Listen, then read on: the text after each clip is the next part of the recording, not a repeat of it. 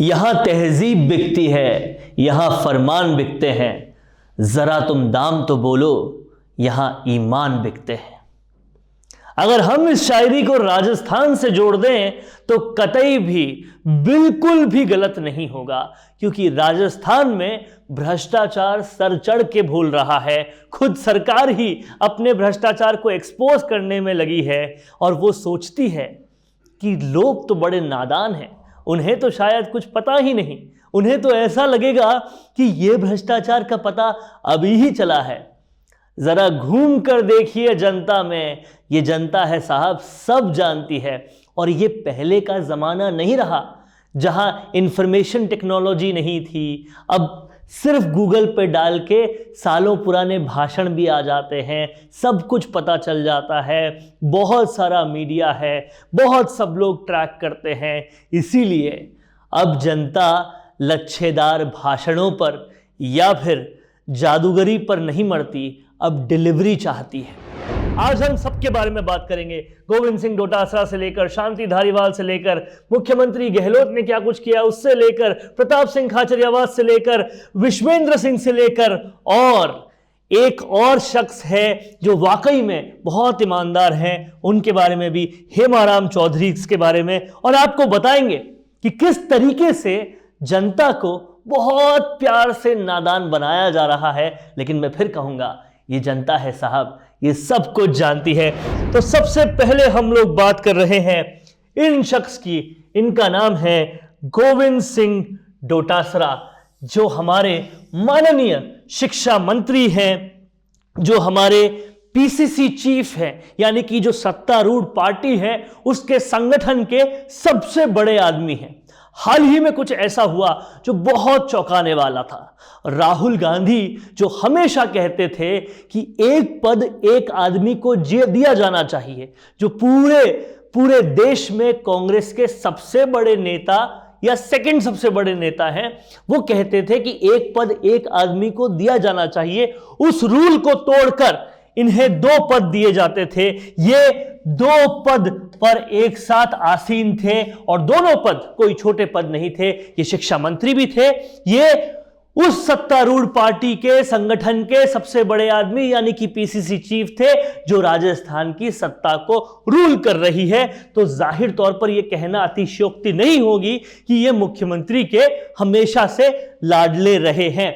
लेकिन इसके बाद क्या ऐसा हुआ कि एकदम से जैसे छोटे बच्चे को किसी बात के लिए सबक सिखाया जाना चाहिए, वैसे ही सिखा दिया गया। बिरला ऑडिटोरियम में खचाखच भरी जनता के सामने मुख्यमंत्री ने बड़े ही अपने अंदाज से पूछा कि क्या शिक्षा में तबादलों में रिश्वत ली जाती है, और जनता ने एक बार नहीं 2 बार हाँ कहा। इसके बाद मुख्यमंत्री ने कहा अब इस पर हम पॉलिसी बनाएंगे और इसको ठीक करेंगे। जो जनता पूछना चाहती है वो ये है कि 3 साल बाद, सत्ता में आसीन होने के 3 साल के बाद अब पॉलिसी बनाना क्यों याद आ रहा है। और ये पहली बार नहीं है जब कोई ऐसा स्टेटमेंट आया है। लगातार पेपर चोरी होते रहे, लगातार पढ़े लिखे लोगों के साथ, पढ़ने लिखने मेहनत करके एग्जाम देने वालों के साथ कुठाराघात होता रहा, और फिर वैसे ही 2.5-3 साल बाद आपने कहा अब इस पर हम कानून बनाएंगे। तो 2.5 साल तक क्यों नहीं बनाए, 3 साल तक क्यों नहीं बनाए? क्या पहली बार शिक्षा के तबादलों में रिश्वत लेते हुए सामने आ रहे हैं? ये सबको पता है, आम जनता को भी पता है, तो मुख्यमंत्री गहलोत जैसे सजग आदमी को तो पता ही होगा। तो अब क्यों कानून बनाने की बात आ रही है, यह सबसे बड़ी बात है। हालांकि जो सियासत को जानते हैं, जो अशोक गहलोत जी की जादूगरी को जानते हैं या जादूगरी से करने वाली सियासत के तरीके को जानते हैं, वो ये जानते हैं कि ये और कुछ नहीं है बल्कि आने वाले मंत्रिमंडल फेरबदल, जिसके बारे में वो खुद कह चुके हैं, उसके पहले का एडजस्टमेंट है। एडजस्टमेंट करना बहुत पहले से शुरू हो चुका था, जब रघु शर्मा को गुजरात और हरीश चौधरी को पंजाब का प्रभारी बनाया था। 2 मंत्री ऐसे कर दिए और फिर तीसरे ये, जिनका जाना लगभग तय था, ये खुद भी मान चुके थे, वीडियो भी आउट कर चुके थे, सहानुभूति पूरी ले चुके थे, और उसके बाद अब इस तरह से सबक सिखाया गया। सबक सिखाने की एक और भी वजह थी, दूसरी वजह यह थी कि पहली बार ये शांति धारीवाल से लड़ते दिखाई दिए कैबिनेट की मीटिंग में, और हाल ही में हरीश चौधरी से भी लड़ते दिखाई दिए। तो ये बहुत ज्यादा बिगड़ेल हो रहे थे, इनको वापस लगाम लगानी थी। पर सबसे बड़ी बात ये कि जब भ्रष्टाचार का पता है, ये पता है कि भ्रष्टाचार अपराध है, जब एसीबी रात दिन लोगों को पकड़ रही है, और जब अब जनता कह रही है कि लगातार यहां पर शिक्षा विभाग में तबादले पे पैसे लिए जाते हैं, तो फिर कोई सजा क्यों नहीं? अगर 3 बार के मुख्यमंत्री इसे आम बात कहेंगे तो ये कैसे ठीक होगी? और ये पहली बार नहीं है जब सरकार का भ्रष्टाचार इस तरह से एक्सपोज किया जा रहा है। एक और वाकया मैं आपको याद दिलाता हूं, जब पूरी तरह से बगावत हो गई थी, सचिन पायलट के खेमे के लोग गुड़गांव चले गए थे, और सारे जो मुख्यमंत्री गहलोत के साथ थे वो जैसलमेर चले गए थे, तब हमेशा से हितैषी रहे सचिन पायलट खेमे के प्रताप सिंह खाचरियावास ने पलटी मारी थी, और पलटी मारकर वो मुख्यमंत्री गहलोत के खेमे में चले गए थे। ये खबर लगभग साफ आ गई थी कि उनके पीछे एसीबी लगा दी गई है। अब किसी के पीछे अगर एसीबी लगा दी गई है तो जाहिर सी बात है, उनका मतलब यह है कि कोई ना कोई भ्रष्टाचार का तो कांड था। अगर था तो आपके पाले बदलने से वो कांड समाप्त कैसे हो गया? कहां है वो केस? क्या हो रहा है उसका? क्यों कोई बात नहीं हो रही उसकी? शिक्षा विभाग में तबादलों पर पैसे लिए जाते हैं, इस बात को लगभग साफ कर दिया गया है। और इस बात को साफ करने के बाद एक तरह से मुख्यमंत्री गहलोत ने लोगों की नब्ज पकड़ने के साथ साथ उनकी सहानुभूति लेने का एक काम किया, और उनको आश्वासन रूप में यह कहा कि हां, हम कानून बनाएंगे। वैसे ही जैसे कहा था कि अब हम जो शिक्षा में चोरी हो रही है, जो परीक्षा में के पेपर लीक की चोरी हो रही है, उसके लिए कानून बनाएंगे, वैसे ही एक आश्वासन दे दिया गया। और वो आश्वासन ना पहले वाला पूरा हुआ था, ना इसके पूरे होने की कोई ज्यादा उम्मीद नजर आ रही है। लेकिन भ्रष्टाचार अगर है तो उस पर एक्शन क्यों नहीं? कौन रोक रहा है एक्शन से? यह बड़ा सवाल है, और भ्रष्टाचार पूरी तरह से सामने आया है। अब हम आगे बात करते हैं मंत्री शांति धारीवाल की। कौन नहीं जानता, सड़क पर निकलकर एक बार पूछकर देखिए कि क्या जमीनों के मामले में भ्रष्टाचार नहीं होते? क्या यूआईटी, जेडीए, हाउसिंग बोर्ड में भ्रष्टाचार नहीं होते? ये कोई सीक्रेट नहीं है। लेकिन फिर भी अगर शिक्षा विभाग का भ्रष्टाचार सामने आता है तो क्यों यूडीएच का भ्रष्टाचार सामने नहीं आता? क्यों उस पर बात नहीं होती? यह वाकई बड़ा सवाल है, और इस पर भी जवाब चाहती है जनता। जब शिक्षा विभाग का घोटाला इस तरीके से मुख्यमंत्री सामने लाए हैं, उस पर एक्शन लेने का कम से कम आश्वासन तो दिया है, तो फिर यूडीएच विभाग का क्यों नहीं? क्यों जब एक आदमी सोचता है कि मैं अब किराए के घर से निकलकर खुद का घर लूं तो वो इतना मुश्किल हो जाता है? क्यों जब एक जमीन लेकर उस पर घर बनाने की कोशिश की जाती है तो एकदम से कहीं से विजिलेंस वाले आ जाते हैं, कुछ ना कुछ ढूंढकर उन लोगों को तंग किया जाता है? इस पर कब एक्शन लिया जाएगा? या ये जो सो कॉल्ड सरकारी भाषा में कमाई के धंधे हैं वो कब बंद होंगे?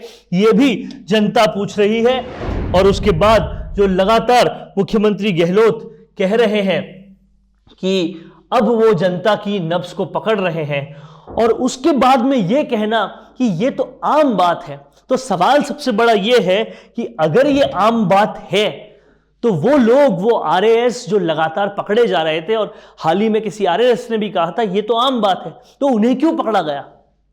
क्या अधिकारी जो है वो जेल में जाने के लायक है? जनता जेल में जाने के लायक है? लेकिन जो सरकारी लोग हैं, जो नेता हैं, और वो भी खासकर जो आपके खेमे में हैं, वो कहीं नहीं जाएंगे, बस एसीबी की तलवार लटकाने में वो काम आएंगे। और वैसी ही एक तलवार आपको याद होगा लटकाई गई थी तब जब कहीं ना कहीं प्रताप सिंह खाचरियावास जो पायलट खेमे में हुआ करते थे, वो प्रताप सिंह खाचरियावास एकदम से जब गहलोत खेमे में आए थे तब एसीबी की तलवार लगाई गई थी। कौन नहीं जानता कि आरटीओ में पैसे लिए जाते हैं? कौन नहीं जानता कि हाईवे से निकल कर देखिए जनाब, कोई ना कोई खड़ा होगा जो पैसे लेने के लिए होगा। कौन नहीं जानता कि परिवहन में और भी बड़े बड़े घोटाले हैं, लेकिन उन घोटालों पर क्यों नहीं बात हो रही? अब जनता की यह अपील है मुख्यमंत्री गहलोत से कि जब आपने शिक्षा विभाग के घोटालों की बात की तो अब एसीबी की दूसरी फाइलें भी खुलनी चाहिए और घोटालों की भी बात होनी चाहिए। जो परिवहन में घोटाले हैं उनकी बात क्यों नहीं हो रही, उनके बारे में क्यों नहीं कहा जा रहा। जब एसीबी भेजी थी, यानी कि मान तो लिया था कि भ्रष्टाचार है, तभी प्रताप सिंह खाचरियावास के पीछे एसीबी लगाई गई थी। लेकिन अब वो फाइल क्या कहां है? क्या यह मान लिया जाए कि उन्होंने पाला बदल लिया तो उनके सारे कर्म समाप्त हो गए? इसके बाद में जो सबसे बड़ा विषय है वो है इनका। ये कौन है आप बहुत भली भांति जानते हैं। इनका नाम है विश्वेंद्र सिंह। याद कीजिए, ये वो शख्स थे जो पायलट खेमे के सबसे अग्रिम सिपाही अपने आप को कहते थे। ये वो शख्स थे जो लगातार ट्विटर पर कुछ ना कुछ सरकार को आड़े हाथों लेते हुए, मुख्यमंत्री को आड़े हाथों लेते हुए एकदम से बहुत खुलेआम लिखते थे। अब वो सब क्यों बंद हो गया? किसी ने क्या कभी सोचा है? ये सारी चीजें आखिर बंद क्यों हो गई? क्या अब ये एकदम से पाक साफ हो गए या ये कोई गंगा नहा लिए है? जब इनका खुद का बेटा, जिनका नाम अनिरुद्ध डी भरतपुर है, जो ट्विटर पे खुलेआम ये लिखते हैं कि हां, मेरे बहुत सारे दोस्तों से बिजनेस के लिए, बिजनेस का आश्वासन देकर पैसे लिए थे इन्होंने, लेकिन उनके साथ दगा किया। हर कोई जानता है वो बिजनेस नहीं, वो टिकट दिलवाने के पैसे लिए थे और फिर वापस कर दिया गया। क्या यही सारी बातों के लिए अब ये दानम शरणम गच्छामी हो चुके हैं और अब ये एकदम चुप, एकदम ठंडे हो चुके हैं? पायलट की कोई खैर खबर नहीं है। वो पूरी तरह से, उनका बेटा तो आज भी पायलट समर्थक है, लेकिन ये पता नहीं कहां है और क्यों है। तो जाहिर तौर पे भ्रष्टाचार तो यहां भी था, क्यों इसका नाम नहीं लिया गया? क्या भ्रष्टाचार को एक टूल की तरह इस्तेमाल किया जा रहा है? राजनीतिक टूल बनकर रह गया है भ्रष्टाचार, और यह भ्रष्टाचार तो जनता के पैसे से हो रहा है। फिर उस जनता का क्या? बस एक भाषण में ये पूछकर कि तबादले में पैसा लिया जा रहा है कि नहीं, और हाँ सुनकर क्या जनता को इसी मरहम से चुप कर दिया जाएगा? इन सब लोगों से इतर, इन सब लोगों से अलग एक ऐसा भी शख्स है जो बिल्कुल भ्रष्टाचार नहीं करता, और इसीलिए वो निडर है। वो निडर है और उनसे शायद बाकी लोग डरते हैं। इनके बारे में आपको अगर नहीं पता हो तो जरा उनकी तस्वीर देखिए। ये है हेमाराम चौधरी। ये कभी कभी तो बिना पैसे के भी इलेक्शन लड़ लिए और जीत भी गए, क्योंकि जनता इनके हमेशा साथ रही, और इसीलिए ना तो इनको पद की लालसा है ना किसी और चीज की। सही के ये हमेशा साथ हैं, और इन्होंने खुलेआम इस्तीफा भी दे दिया कि नहीं रहना है मुझे विधायक, मेरी जनता को परेशान मत करो। और ये हेमाराम चौधरी का व्यक्तित्व है, इसीलिए ये लगातार 7 से 8 बार जनप्रतिनिधि चुनकर आते हैं अपने इलाके से। ये बिल्कुल निडर है, इसलिए ये खुलकर बोलते हैं। और भ्रष्टाचार होना और नहीं होने में क्या अंतर है, यह आपको तब पता पड़ेगा जब आप हेमाराम चौधरी को और ज्यादा करीब से जानेंगे, जब आप इनको और ज्यादा करीब से समझेंगे। इंदिरा गांधी के वक्त से ये कांग्रेस के साथ हैं, इंदिरा गांधी के वक्त से ये सच में जनता की सेवा कर रहे हैं, इसीलिए शायद ये किसी से नहीं डर रहे हैं। लगातार विधानसभा में भी बहुत निडर होकर इन्होंने कई बार गलत करने पर अपनी सरकार को भी घेरा है, और कई बार हमेशा जनता के लिए ये लोग बोले हैं, और इन्होंने जनता के लिए खुलकर मांग रखी है, और जहां गलत हो रहा था तो खुलकर इस्तीफा भी दिया है। तो जाहिर तौर पर भ्रष्टाचार होना और भ्रष्टाचार नहीं होना, इसमें क्या अंतर है, ये फर्क बताते हैं हेमाराम चौधरी।